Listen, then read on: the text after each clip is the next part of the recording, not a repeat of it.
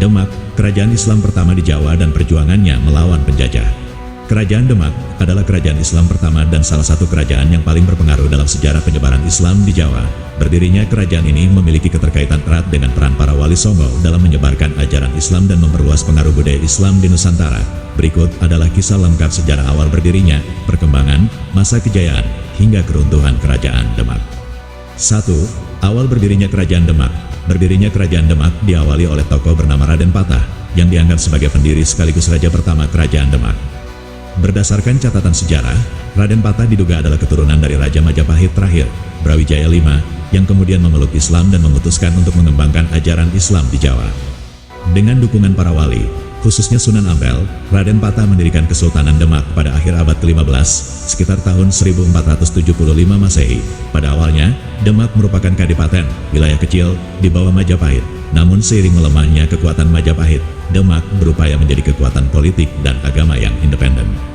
Beberapa peninggalan yang terkait dengan kerajaan Demak dan awal berdirinya adalah Masjid Agung Demak yang didirikan oleh Wali Songo pada masa pemerintahan Raden Patah. Masjid ini menjadi pusat kegiatan keagamaan dan bukti konkret keberadaan kerajaan Demak sebagai kerajaan Islam pertama di Jawa. 2. Raja pertama dan peran Demak dalam penyebaran Islam. Raden Patah, sebagai raja pertama, memainkan peran penting dalam memperkuat posisi Islam di Jawa. Dengan bantuan para wali, kerajaan Demak berusaha menggabungkan nilai-nilai Islam dengan budaya Jawa, menjadikan Islam lebih mudah diterima oleh masyarakat. Demak juga aktif mengirimkan dai atau mubalik ke berbagai daerah di Jawa dan Sumatera untuk menyebarkan Islam. Dalam waktu singkat, ajaran Islam menyebar dengan pesat, menggantikan pengaruh Hindu-Buddha yang sebelumnya sangat kuat. 3. Wilayah kekuasaan dan pengaruh kerajaan Demak.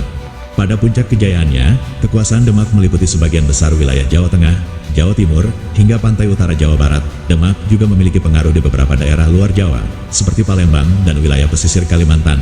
Kerajaan Demak dianggap sebagai pemimpin dalam penyebaran Islam di Nusantara, terutama di Jawa, dan menjadi pelindung bagi kerajaan-kerajaan Islam lain yang baru berdiri.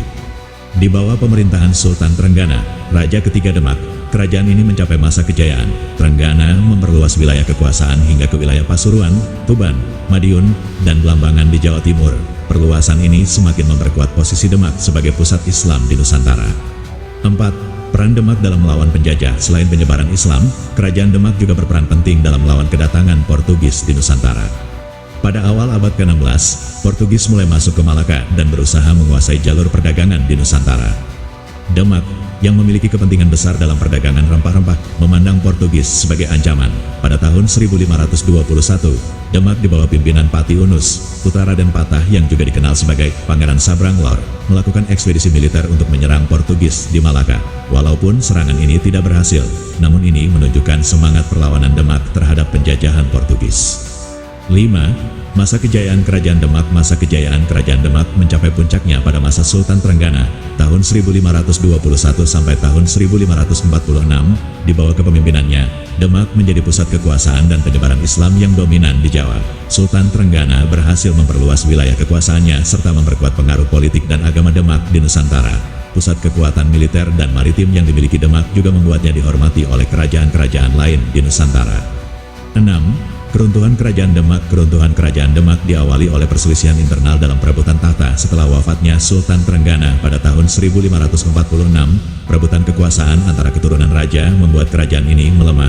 Persaingan antara Arya Penangsang, keponakan Sultan Trenggana, dan Jaka Tingkir, menantu Sultan Trenggana yang juga dikenal sebagai Hadiwijaya, menyebabkan konflik berkepanjangan yang berakhir dengan kekalahan Arya Penangsang. Jaka Tingkir kemudian memindahkan pusat kerajaan dari Demak ke Pajang, yang terletak di Jawa Tengah bagian pedalaman.